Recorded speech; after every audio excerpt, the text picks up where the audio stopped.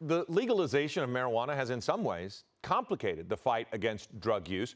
Who's legally growing? Who's legally selling? How's the industry monitored? Joining us now is Special Agent in charge of the LA DEA, Bill Bodner. First off, Bill, thanks for joining us. Absolutely. So illegal marijuana grow operations, they've been around as long as pot use. What makes it illegal for a grow operation now? Yeah, so now what we're seeing is the industrialization and commercialization of grows that are not compliant with state law. So the federal government here is actually on the same page with the state of California and local officials. All these operations now are not regulated. They're not compliant. It's just kind of the Wild West in California.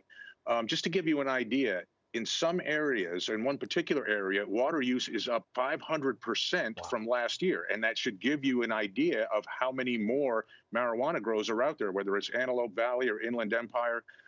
It's become exponentially larger threat this year from last year. And I guess what happened is, hey, in 2016, Prop 64 was passed, and that made cultivation a misdemeanor.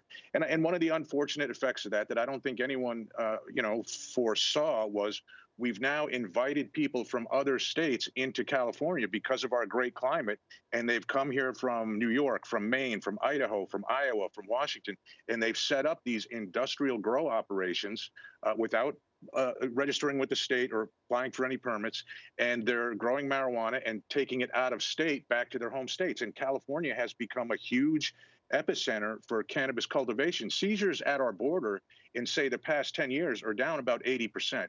So the marijuana now is not really coming from Mexico. It's homegrown right here in California. Well, and we were just looking at video of one of your busts recently. This is hiding in plain sight because as I look at some of these notes, they're using heavy machinery. They're drilling for wells. You were talking about water use, but in some cases, they're just drilling right there themselves. How do you stop that? Yeah, and I think, the reason why we're involved, and I credit Sheriff Villanueva for identifying this problem, right? We had a drug issue that became a public safety issue because of some of the related and ancillary crimes that were taking place. And it's morphing into a public health issue because of all the unregulated water use. DEA does have some unique resources, let's say, that we can bring to the table. We're going to want to have discussions with the companies drilling these wells at marijuana farms. We're going to want to have discussions with the people who are delivering this water to marijuana farms. Think of it this way, Phil, when you talked about hiding in plain sight, every greenhouse you see in Southern California is denying the state about $50,000 of cultivation tax revenue per year. Some of these industrialized operations have 200 greenhouses, 500 or more greenhouses. So you're talking just in those isolated incidents, $10 million up to $25 million in denied state tax revenue. And that is what's causing difficulty for the people who are following the rules. They can't compete with the unregulated market. So like I said, I think this is a situation where everyone's on the same page. And in the middle of a drought, no better time than now to control this unregulated use of water. And real quick, just to show kind of the success of this, I think with Sheriff Villanueva's interdiction that we helped with over the past couple of weeks, they've saved 5 million gallons of water a week by doing it. And the water usage at one particular pumping station in the Antelope Valley is down 75% from what it was in May, even though we have hotter weather now. So you can see where this water's going. It's going to marijuana cultivation, unlicensed marijuana cultivation. Well, and we can't go too far into it, but how about water runoff, too, with hazardous material and all that kind of stuff, unregulated, unmonitored? That, too, is an environmental issue. But let's talk real quickly, if we can. The DEA also issuing a warning, pills being sold in New Hampshire, and they're actually designed specifically to look like Adderall, but they're methamphetamines.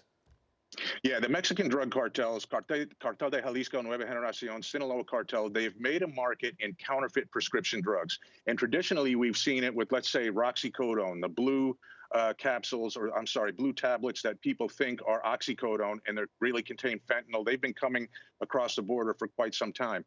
Now, the Mexican drug cartels have actually shifted, and they're now manufacturing Adderall copies, fake Adderall that contains methamphetamine. It has none of the regular ingredients that you would find in the Adderall pill.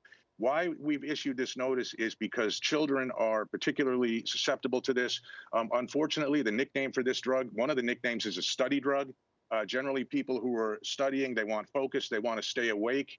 They're doing all-nighters at college. They're going to take Adderall, and if they can't get it, if they don't have a doctor who will prescribe it, et cetera, they're finding it online or finding it from a local drug dealer. And caution, because it's not the prescription drug. It's a methamphetamine drug that's made in a covert lab in Mexico.